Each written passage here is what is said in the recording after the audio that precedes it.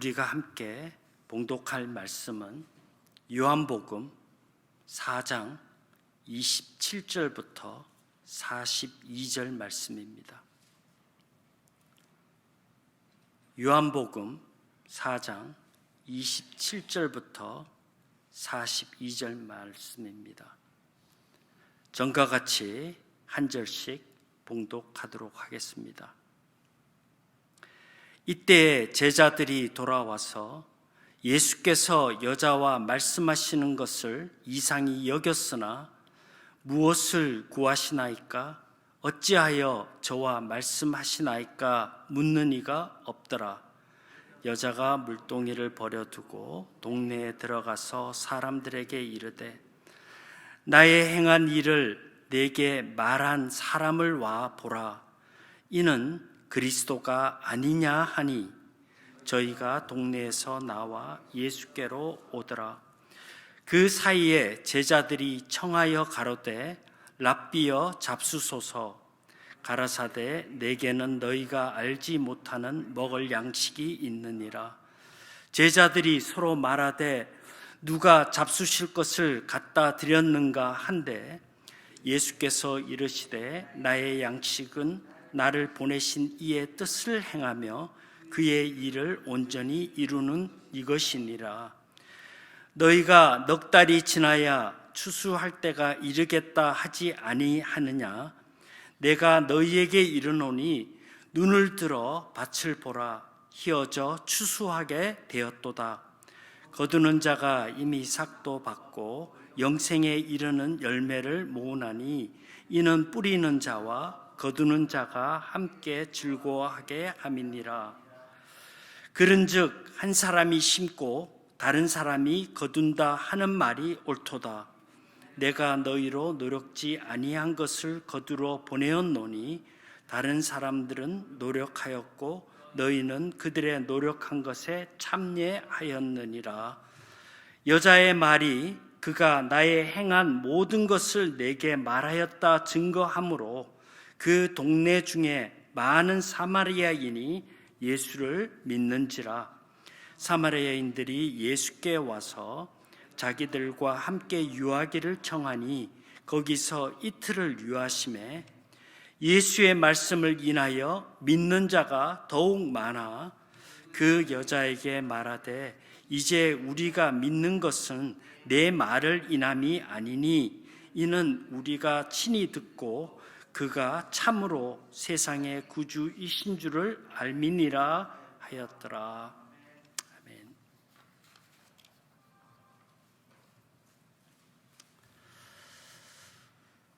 먼저 하나님의 은혜를 사모해서 이 자리에 나오신 성도들과 유튜브로 하나님의 말씀을 듣는 모든 분들께 성령께서 함께 하셔서 말씀을 깨닫고 큰 은혜를 받는 시간이 되시기를 축원합니다. 저는 오늘 요한복음 4장 27절부터 42절 말씀을 가지고 말씀과 함께하는 삶이라는 제목으로 말씀을 드리고자 합니다. 사도 요한은 요한복음의 서론 부분인 1장에서 말씀이 육신이 되어라고 14절에 기록하고 있습니다.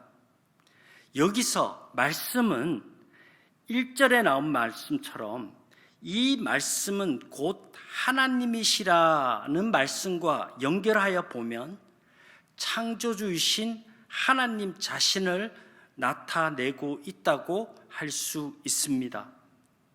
따라서 하나님께서 친히 인간의 몸을 입으시고 이 땅에 오셨다는 말씀은 인간의 삶에 하나님의 말씀이 함께 하시게 되었다. 즉 하나님의 임재를 의미하고 있기도 합니다. 질그릇과 같은 우리와 함께 하나님께서 하시기로 작정을 하신 것입니다. 또한 말씀이신 예수 그리스도를 통해 하나님의 자녀들에게 은혜와 진리를 충만하게 하셨습니다. 지난주에 변화되는 삶이라는 말씀을 드렸는데, 하나님의 말씀을 듣고 깨닫는 자에게 일어나는 변화를 말하는 것입니다. 3장에 예수를 만난 유대인의 선생 니고데모에게 물과 성령으로 거듭나야 하나님 나라에 들어갈 수 있다는 이 구절은 하나님의 말씀과 능력으로 말미암아 전인격적인 변화가 일어난다는 것을 의미하고 있는 말씀입니다. 말씀을 듣고 깨닫는 과정을 통하여 변화되었음을 사도 요한은 강조하고 있는 것입니다.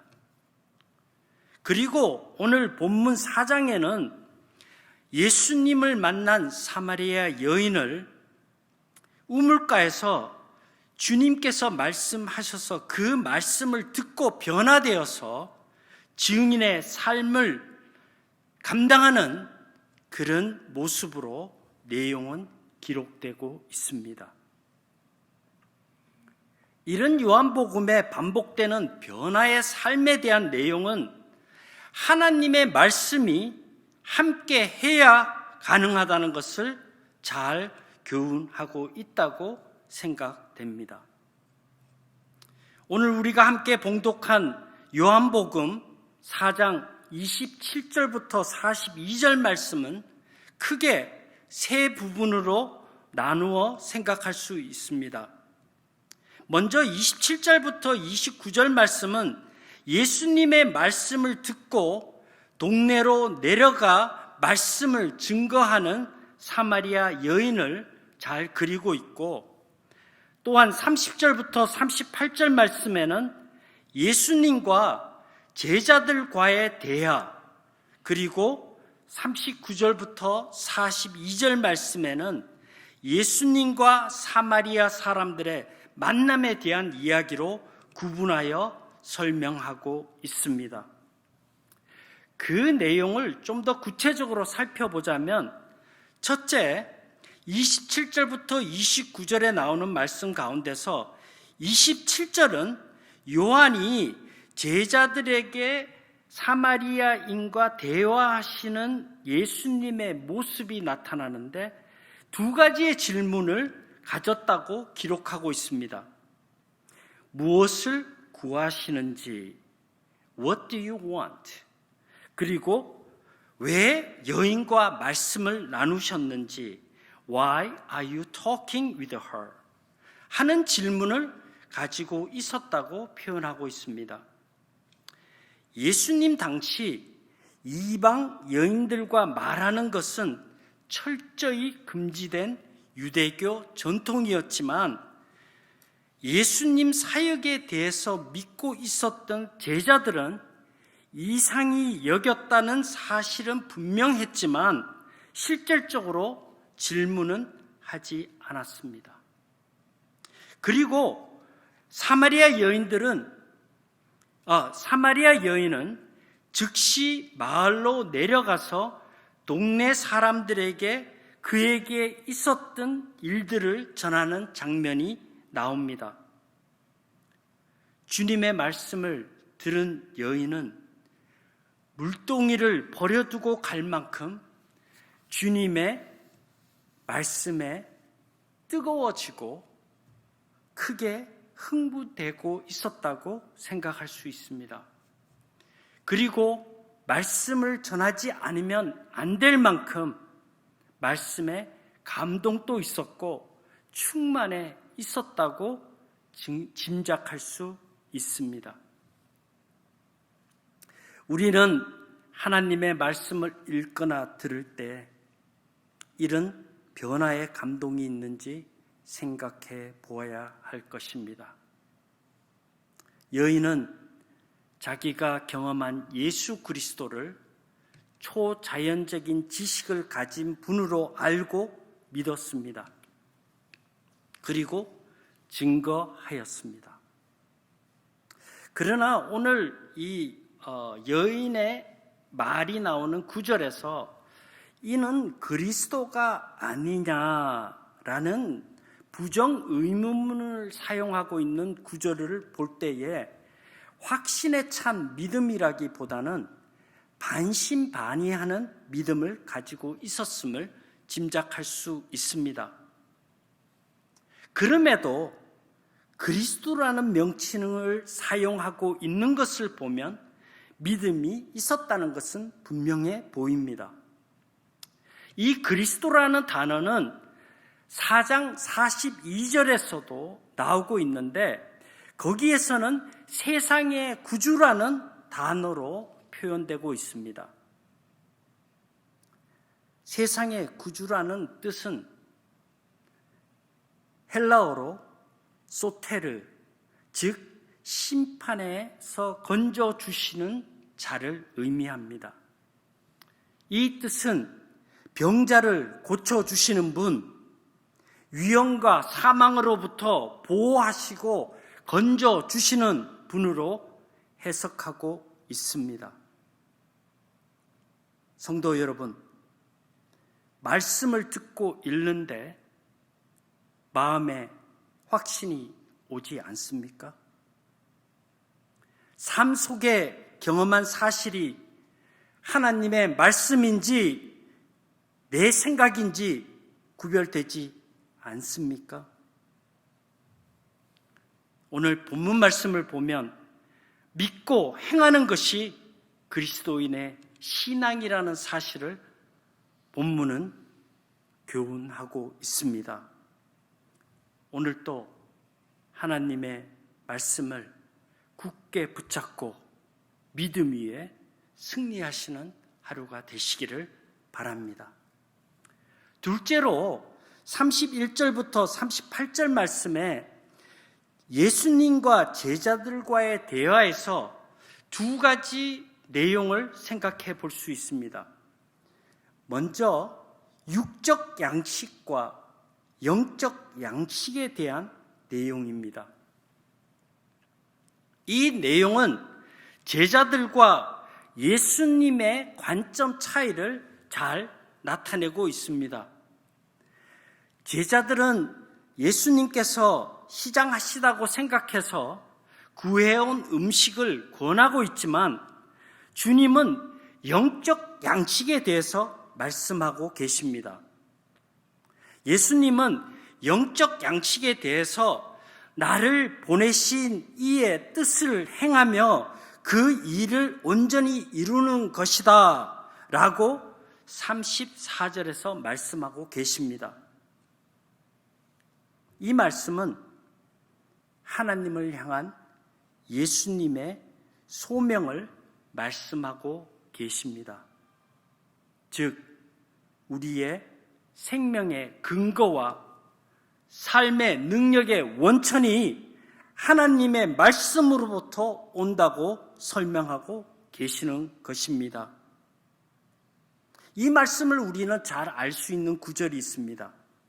마태복음 4장 4절에 보면 예수님께서 사람이 떡으로만 살 것이 아니라 하나님의 입으로 나오는 말씀으로 살 것이라는 구절이 우리는 잘 알고 있습니다.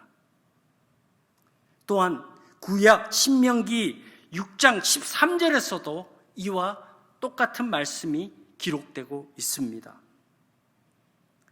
매일의 삶 속에서 말씀을 읽고 듣는 생활을 통해 내 삶의 육적인 양식을 위한 세상적인 삶보다도 하나님의 뜻을 생각하는 영적인 삶에 초점을 맞추는 그리스도인들이 되시기를 바랍니다.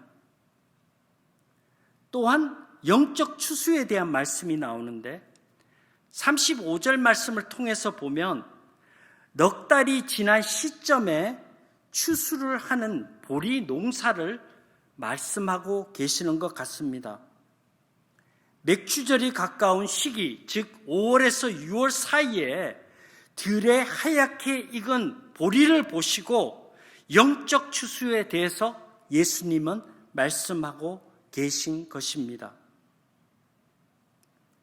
구약의 성취는 예수 그리스도를 이 땅에 보내심으로 이루어졌습니다. 그리고 신약의 성취는 성령을 보내셔서 하나님의 말씀이 땅 끝까지 전파되는 것을 의미하고 있습니다. 따라서 영적 추수는 구약의 성취가 신약의 새 언약의 성취로 이루어질 것을 말씀하고 계시는 것입니다. 35절에 보면 심는 자와 거두는 자에 대한 말씀도 나옵니다. 여기서 심는 자란 예수 그리스도의 자신을 뜻하는 것이고, 거두는 자는 제자들, 즉 부르심을 입은 하나님의 자녀들에 대해서 말씀하고 있습니다. 로마서 8장 28절부터 30절 말씀에는 하나님을 사랑하고 그 뜻대로 부르심을 입은 자들에게는 모든 것이 합력하여 선을 이루시는 하나님에 대해서 말씀하고 있습니다. 이 말씀과 오늘 본문 말씀을 비교해 보면 우리가 거두는 자와 심는 자에 대해서 어떤 역할이 있는지 잘 설명하고 있다고 생각됩니다. 우리는 영적 추수를 위해 보내심을 받은 하나님의 사람들입니다. 여기서 보내신다는 말씀은 헬라어로 아포스텔로라는 단어인데, 본문 34절에 보면 하나님의 말씀을 전하시기 위해서 예수님을 세상에 보내셨다. 그리고 38절에 보면 제자들, 즉 우리들이 노력을 하지 않는 것을 추수하러 보내신다는 말씀에서도 사용되고 있습니다. 하나님께서 우리를 열매 거두는 일에 참여시키셨고 그 대가로 영생을 주시겠다고 약속하셨습니다. 에베소서 2장 10절에 보면 선한 일을 위하여 지음을 받았다는 말씀이 나오는데, 여기서 선한 일은 하나님의 사명, 즉 복음 전파를 위하여 보내심을 받았다는 뜻입니다. 본문에 나타난 사마리아 여인처럼 하나님의 말씀을 통해 새로운 삶의 열정이 생겨나고, 내가 경험한 하나님의 말씀을 전하지 않으면 견딜 수 없는 열정으로 하나님의 말씀을 알지 못하는 세상에 이 복된 말씀을 전하는 그리스도인의 삶이 되시기를 바랍니다. 이것이 나를 향한 하나님의 뜻이고, 이것이 나를 이 땅에 보내신 하나님의 목적이라는 사실을 분명히 아시기 바랍니다. 셋째로 사마리아 여인에 대한 이야기로 다시 돌아옵니다. 39절부터 42절 말씀에 많은 사마리아인들이 주님의 말씀을 전해 듣고 믿음이 생겼다고 기록하고 있습니다. 그리고 예수님께 찾아와 모시기를 요청드렸더니 3일 동안 그곳에서 예수께서 머물러 계셨다고 기록되어 있습니다. 예수를 믿는 자에게 나타나는 현상은 예수를 나의 구주로 귀중하게 여긴다는 것이고, 하나님의 말씀을 더 깊이 알기를 원한다는 것입니다. 우리는 이와 비슷한 내용이 사도행전 16장 14절부터 15절까지에 기록되고 있는데, 사도 바울이 노상에서 한 여인에게 복음을 전하게 되었는데, 그 사람은 비단 장사 루디아라는 여인이었습니다. 그 여인은 하나님의 말씀을 듣고 바울을 집으로 귀하게 모셔다가 말씀을 듣게 되었고, 그 여인의 온 집안이 구원을 받는 놀라운 일이 일어났습니다. 또한 그뿐만 아니라 그곳에 초대교회가 세워지는 놀라운 역사가 일어나게 됩니다. 하나님의 사람을 귀하게 여긴다는 것은 자신과 그 가정이 복을 받아서 귀하게 된다는 것을 의미하기도 합니다. 이런 사마리아인들의 결과는 예수님의 말씀을 듣고 깊이 깨달아 믿음이 더욱 성숙해지게 되었고, 그들은 세상의 구주, 즉 The Savior of the World라고 고백하게 됩니다. 그들에게 예수 그리스도를 구주로 깨닫게 되고 확고히 믿게 되는 놀라운 역사가 임하게 되었던 것입니다. 그리고 우리가 한 가지 더 생각해 볼 수 있는 것은 42절 말씀에 우리가 믿는 것은 내 말로 인함이 아니니 라는 구절을 볼 수가 있습니다. 여기서 믿음이란 남이 해주는 것이 아니라 자신의 문제로 보아야 한다는 것입니다. 우리들은 사람들의 행위나 간증을 통해서 신앙을 갖게 되는 경우를 많이 보게 됩니다. 물론 하나님의 말씀을 전해 듣고 관심을 갖는 것에서는 영향을 미치게 되겠지만, 자신이 하나님의 말씀을 읽고 듣고 깨달아야 바른 믿음이 생긴다는 것을 잘 보여주고 있는 말씀이기도 합니다. 세상의 많은 사람들이 그리스도인이 되지 못하는 이유는 성경 말씀을 역사적인 사실로는 인정하지만 세상적인 지식으로만 여긴다는 것에서 우리는 그들이 예수 그리스도를 믿지 못한다고 생각할 수 있습니다. 성도 여러분, 참된 믿음이나 신앙은 이적이나 표적에서 나오는 것이 아니고, 또한 성경을 잘 안다는 것에서도 나오는 것이 아니며, 하나님의 말씀을 듣고 깨달아 온전히 믿고 확신하는 것이라고 본문은 설명하고 또한 교훈하고 있습니다. 말씀을 정리하겠습니다. 하나님의 말씀은 성경에 나오는 이스라엘의 역사나 예수님의 일생을 기록한 책이 아니라 성경은 우리 삶 속에 함께 하시는 하나님의 임재를 말씀하는 책입니다. 예수 그리스도께서 친히 인간의 몸을 입으시고 이 땅에 오셔서 생생하게 들려주신 하나님의 말씀입니다. 지금 또 이 말씀은 성령을 통해서 우리 삶 속에 살아 역사하고 계십니다.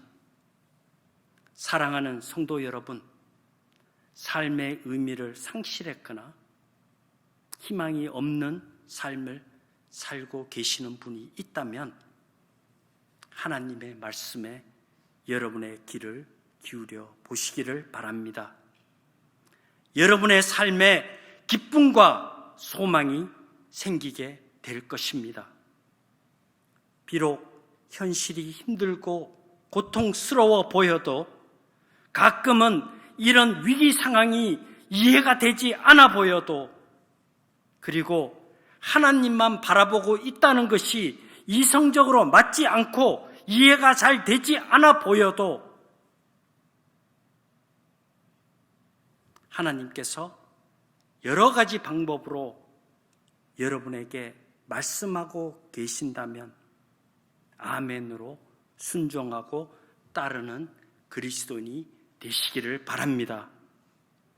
그리고 하나님의 관심은 빛보다 어둠을 더 사랑하는 세상으로 우리를 보내셔서 하나님의 말씀이 선포되고 이 땅이 하나님께로 나아오기를 바라며 기다리십니다. 이것이 우리 그리스도인의 기쁨이며 소망이며 우리가 자랑하는 면류관이 아니겠습니까?